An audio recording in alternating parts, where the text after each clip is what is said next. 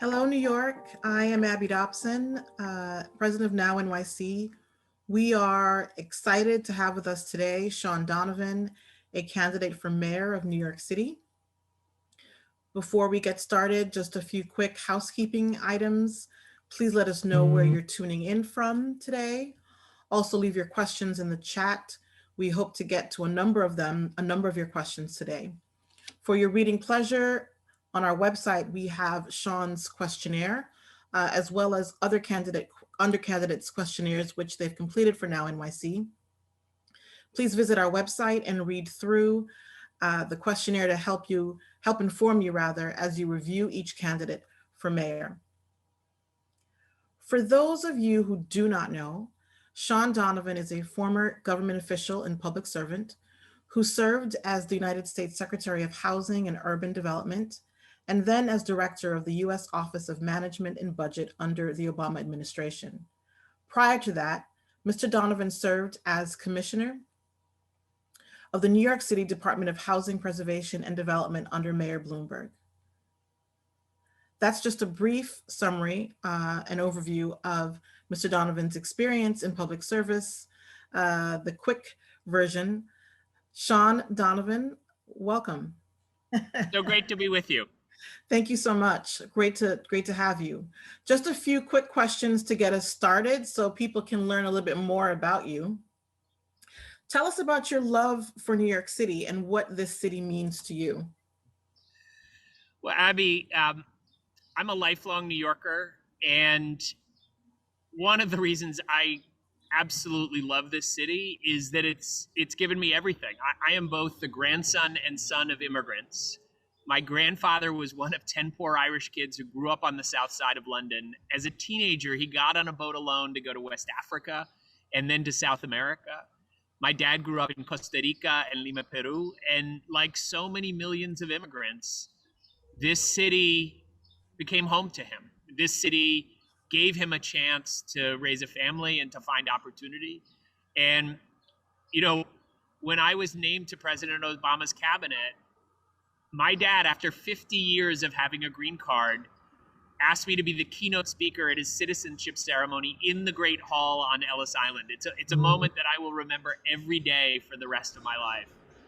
I love this city because at its best, this city can welcome everyone from here, from around the world, and bring us all together. I'm literally sitting in Queens, going to do a announcement this afternoon about my plan to give those with green cards and other legal representation here the right to vote. My dad was here for 50 years and didn't have the right to vote. And one of the things, of the many things I love about this city, is that we are the true city of immigrants, and we must make us the city of immigrants again. That is a very progressive and interesting, well, it's a wonderful story, first of all, a wonderful origin story, if you will, and a really great progressive policy that you're unveiling. Can you share with us a moment when you faced true adversity in your life, how you overcame it, and how your response to this adversity influences your ability to lead New York City, arguably one of the greatest and most challenging cities in the world? Yeah, Abby, as someone who grew up in this city in a different time of crisis in the 1970s and 80s, I saw homelessness exploding on our streets. I saw communities like the South Bronx literally burning to the ground.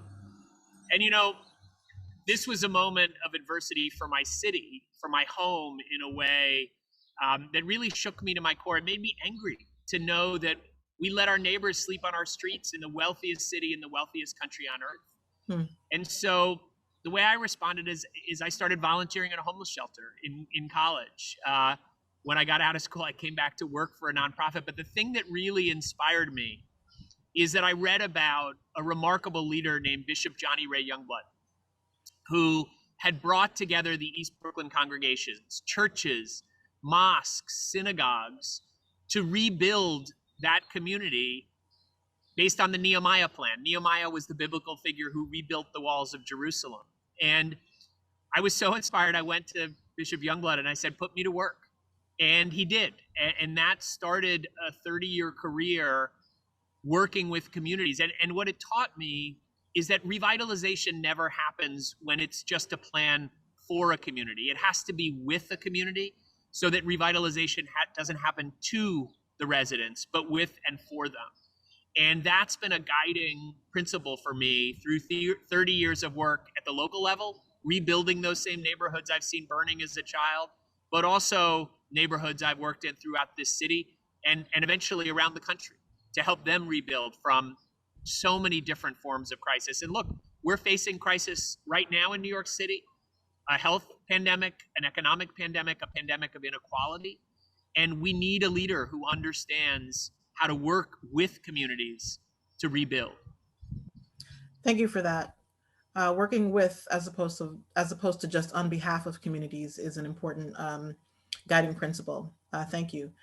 Do you consider yourself to be a feminist? And if so, when did you first realize that you were a feminist? So I'm a feminist, Abby, because of my sister, Justine. And Justine's my younger sister, but she was fierce. And I lost her last year, I'm actually. so sorry. Um, and, you know, part of what really taught me about the challenges, the inequity that women face was watching her grow up at the same school as me. She faced issues around food and her body, around power that I didn't.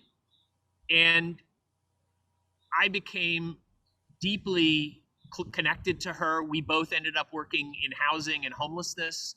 She became a psychiatrist, actually, who worked on street teams in the city. She volunteered at Planned Parenthood. She was fierce, but she was also 5'2" and never looked older than maybe 25 years old. And I think the moment, Abby, I realized that I had to become a feminist is when she came home. She was in medical school doing her rounds, and an older man who was in a hospital bed asked her to take away his food tray, and he said to her, "Sweetie, can you get this for me?" And she turned to him and she said, "That's Dr. Sweetie to you." And Of it, course. I thought to myself, I would never hear that. And it is just emblematic of the inequality in our city, in our country, that we have to right. And that's what that moment was, the moment I realized that she'd helped me become a feminist. That's an awesome story, and thank you for sharing that. One of the first feminists I also met was actually a male, one of my older cousins. So, um, feminists come in all sorts, shapes, uh, and sizes. In a recent poll we conducted of our members, more than 60% of them felt that the mayoral candidates were not putting women front and center in their campaigns. So if you could just respond to that, just sort of how that feeling strikes you, and also how do you plan to put women and girls front and center if elected mayor of New York City? How do you plan to change the landscape for women and girls in the first 4 years of a Donovan administration? Well, if you were sitting in my campaign office or even sitting here with me in this park in Queens right now, you could say hi to Aisha, who's my political director, Amelia Adams, Yuridia Pena, Candace Wint, and so many other amazing women that make up my team. My team is actually majority women of color, and have been remarkable leaders. I thought Aisha was coming over to say hi, actually. I can. Hey.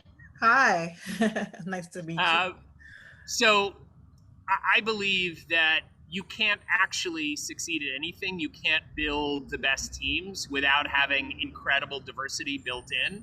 And obviously, that includes having incredibly strong women in positions of leadership.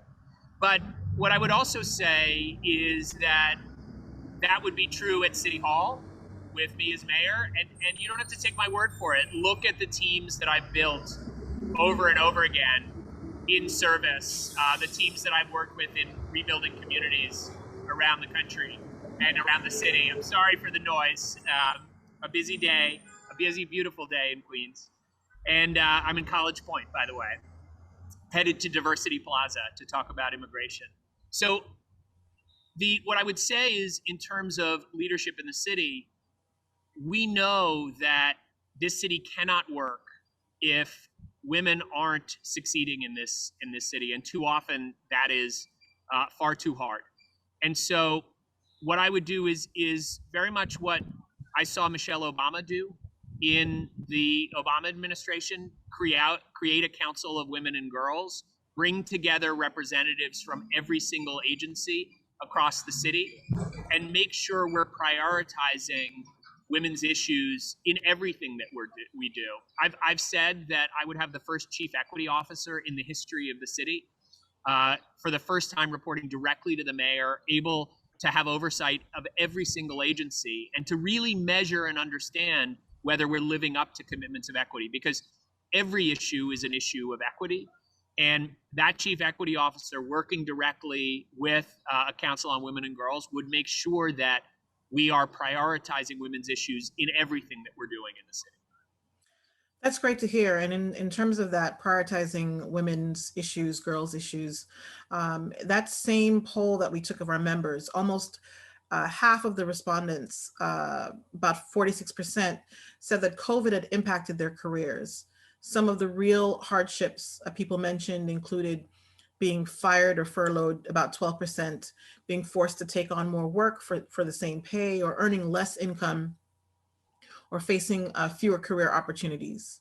How will your plan for New York's economic recovery address the particular vulnerability of essential care workers, many of whom are women of color, struggling to make ends meet in New York City? We're talking about our domestic workers, childcare workers, restaurant workers, grocery workers, and the list goes on and on.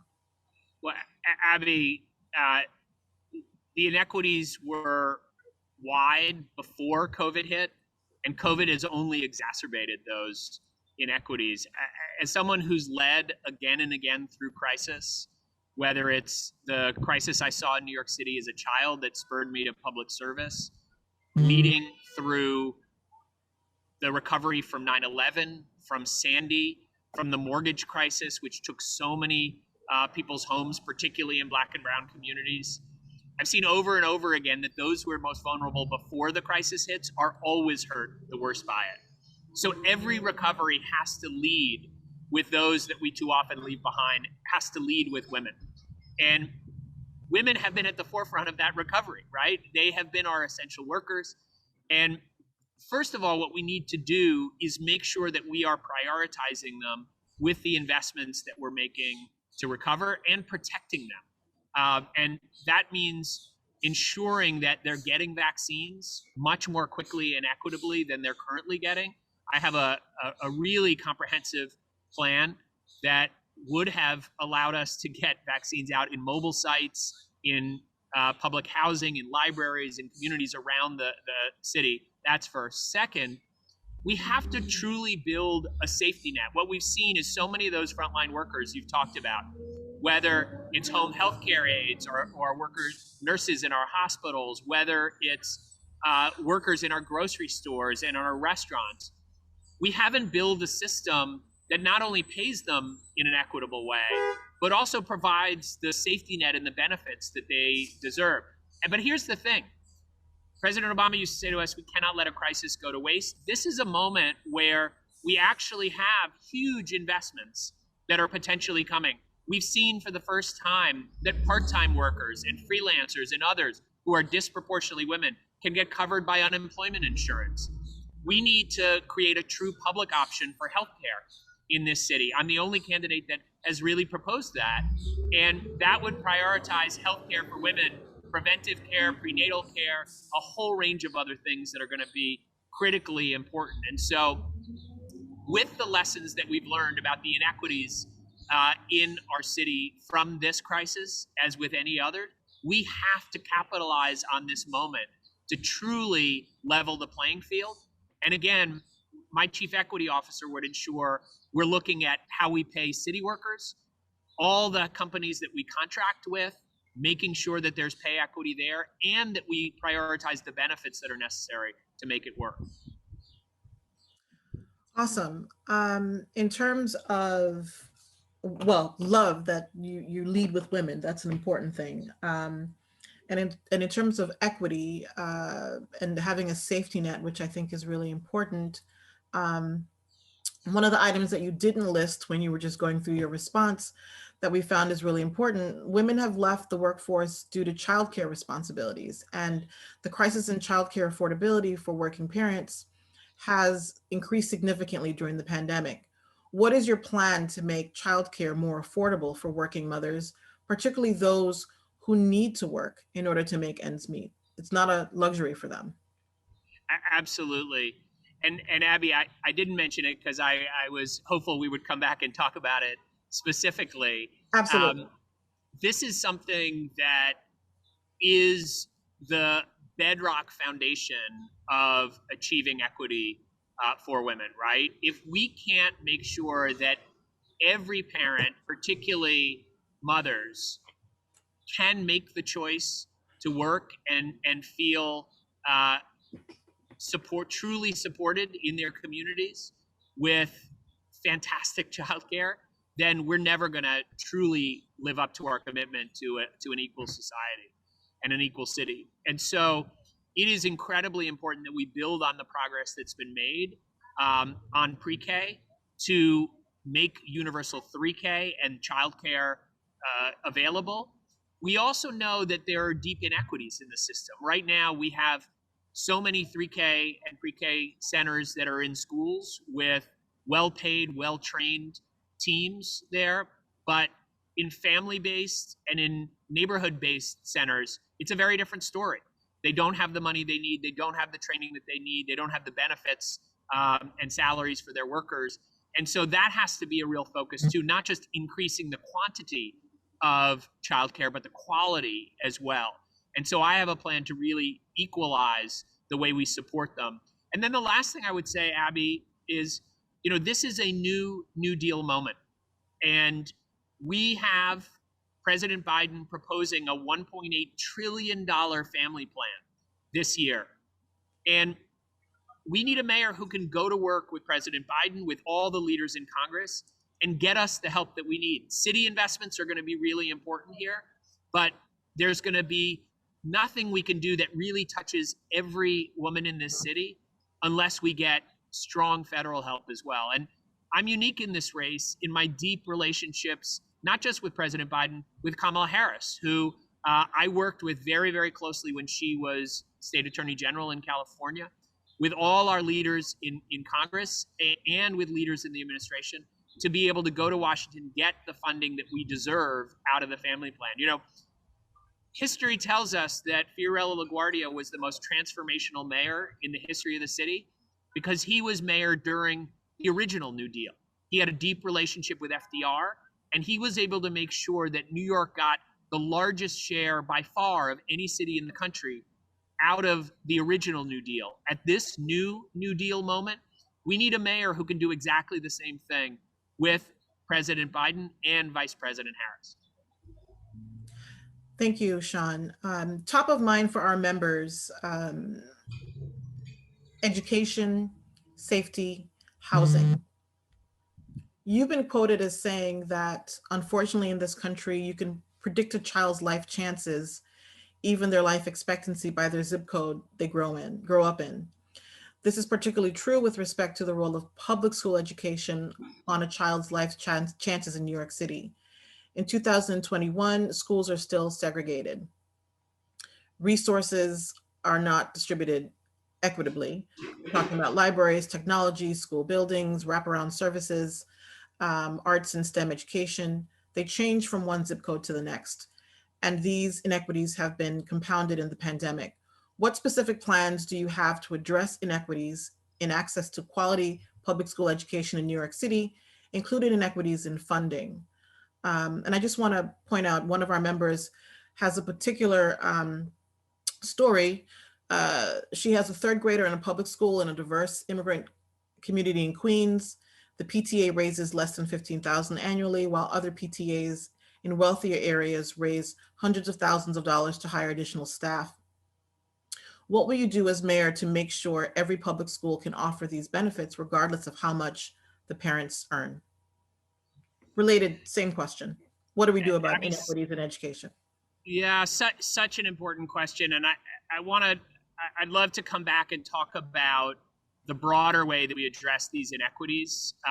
You're right that it's a tragedy that we can predict the life chances, even the life expectancy of a child in the city by the zip code they grow up in. We've seen that in COVID and in every other inequity that we see in our city. Um, and look, we're not going to solve this without fundamentally changing the what I would call the geography of opportunity in our city. And part of that is childcare, which we just talked about, making sure that every community, every New Yorker has within 15 minutes of their front door good childcare. That we really look at the inequity in housing, the discrimination and segregation in our neighborhoods where people live is a big part of why I ended up going into housing 30 years ago and why I've pursued it my whole career. And in fact, I as housing secretary for President Obama, gave real meaning to the Fair Housing Act of 1968, so much so that when Donald Trump still had a Twitter account, he was attacking my work with racist taunts. And that was because I was trying to make sure everyone, no matter what they look like, who they love, who they worship, could live wherever they choose. And so that's a piece of how we get our education system right. But then specifically, we have to focus at the very same time on our education system as well. And here are a few things that I would do. First, we know, as you said, that resources are vastly disproportionate. This is something that I would do through 15-minute neighborhoods and our chief equity officer is look at that funding, work with the state and particularly the federal government. Again, we have billions and billions of dollars going into education from the federal government at this moment in the recovery package, making sure the distribution of those funds are truly equitable when you take into account other supports that come to those schools. That's going to be critical. Second, what I would say is we know that there are screens, there is testing, there are the ways that we zone our schools that are deeply inequitable. Those need to change. And I propose the most comprehensive, detailed, it's a 10,000 word education plan. I promise not to give you all 10,000 words here. But what we can do is change those policies that are exacerbating inequality. But we also know that we have great schools that are highly successful, but also highly integrated. They're dual language schools, arts-based schools, STEM-based schools, but they're not located equitably around our city. And so we need to not only grow the schools that are working, but we need to create many more of them, particularly in our neighborhoods, Black and brown neighborhoods that have been left behind for too long. That's going to be critically important. I would actually create 450 new dual language programs because second language learners is one of the biggest gaps, equity gaps that we have in our system. The last thing I would just say is we need to ensure that our teachers reflect our communities. Right now, we have 45% teachers of color in a system that's 85% kids of color. And we also know that if a child of color has a teacher of color by third grade, they're much more likely to graduate. And so really ensuring that we're not just hiring more teachers of color, but also supporting them and retaining them in ways that we really can create a more equitable, diverse teacher body in our schools is going to be a critical piece as well. Thank you for that, Shaun. So I want to move. We have limited amount of time left, but I'm trying to squeeze in as many questions as possible. What's your plan to reduce crime and improve safety, and how do you balance this with the clear and undeniable need for meaningful transformation in policing, particularly with respect to combating police brutality and ensuring police accountability?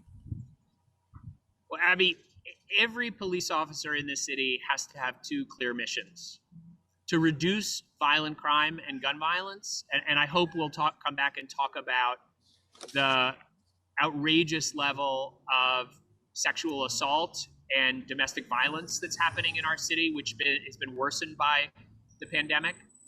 Um, But if we can really focus our officers on those two things, safety and respect, we can ensure that we are creating a city that works for everyone. And I believe there are three key things that we need to do. The first is reduce the role of police in areas that are not central to violent crime and gun violence. I think we should stop having the police patrolling the hallways of our schools.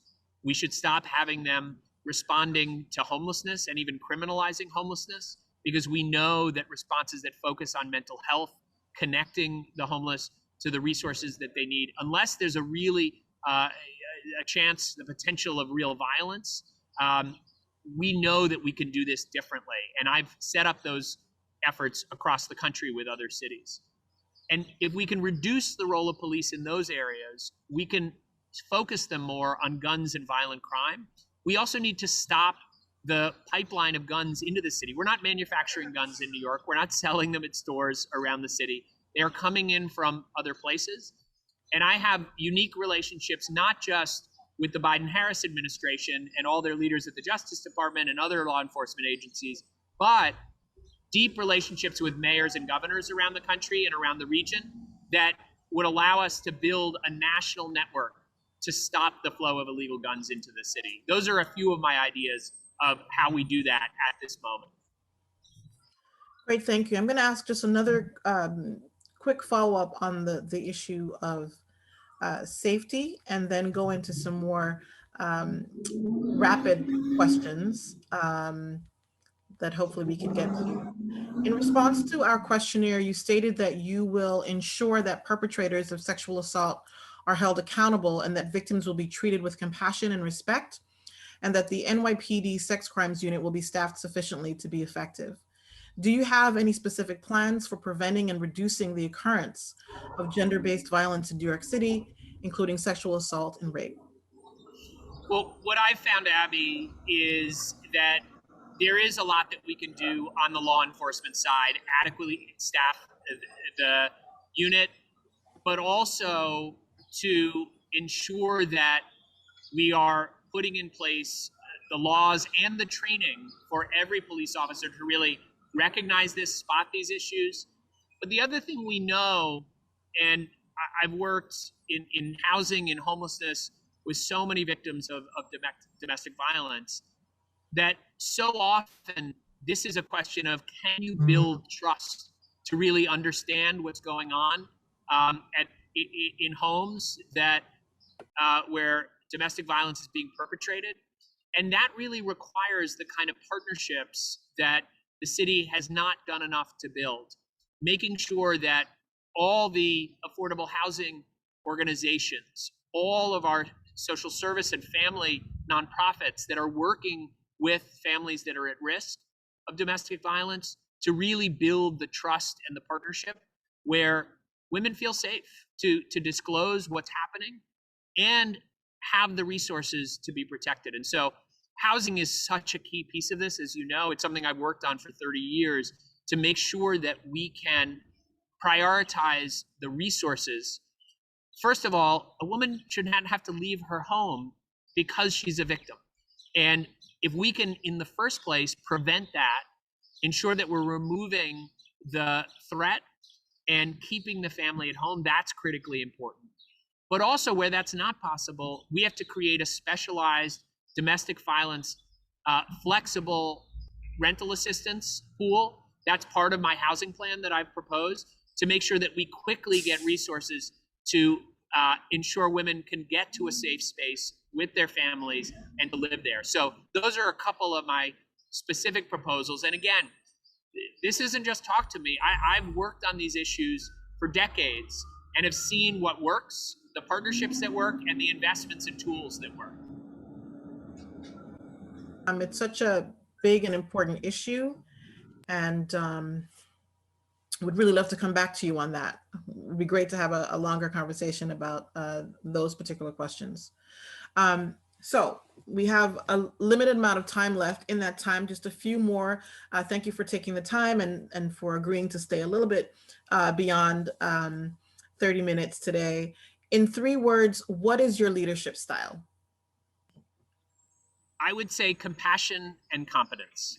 For me, we have to bring both of those back to City Hall, uh, to bring true caring about equity and making sure that every New Yorker has a chance in this city to not just repair and rebuild their lives in the wake of crisis, but also that this is a city that can reimagine how it works for everyone. And that will only happen when we combine both compassion and competence in our leadership. Awesome. Who and what inspires you as a leader, as a person? Wow. Um, you know, I talked about Bishop Johnny Ray Youngblood uh, at the beginning of this discussion. The other leaders that I learned about way back when I was just a student, that inspired me as well, were a group of women in the South Bronx, led by Ana Vicente, Yolanda Garcia, and others, who came together. The city had made a plan for their neighborhood. Remember, I talked about planning needs to happen with and for communities, not to communities. Well, there was an urban renewal plan that would have come in to West Farms and Melrose Commons and a range of other neighborhoods in the South Bronx and leveled them, basically steamrolled them for urban renewal. And a group of amazing Latinas came together and formed Nos Quedamos, We Stay. And it was the very first time in the city's history that a community oriented plan, a community driven plan, became the city's plan. And I learned about that as a student. I was inspired by it. And then it was amazing that I got, as housing commissioner, to go work with Nos Quedamos and help build that vision. And I actually announced my campaign in the South Bronx on a rooftop looking out at the transformation that Nos Quedamos made possible in that neighborhood. And that's real inspiration to me for my work these last few decades.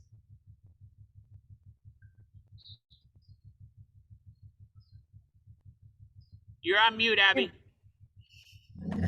Thank you. I didn't want you to hear stuff happening outside my window. What is one fact about you that may surprise people? Uh, between you and me, I love to dance. I started in middle school dancing in musicals.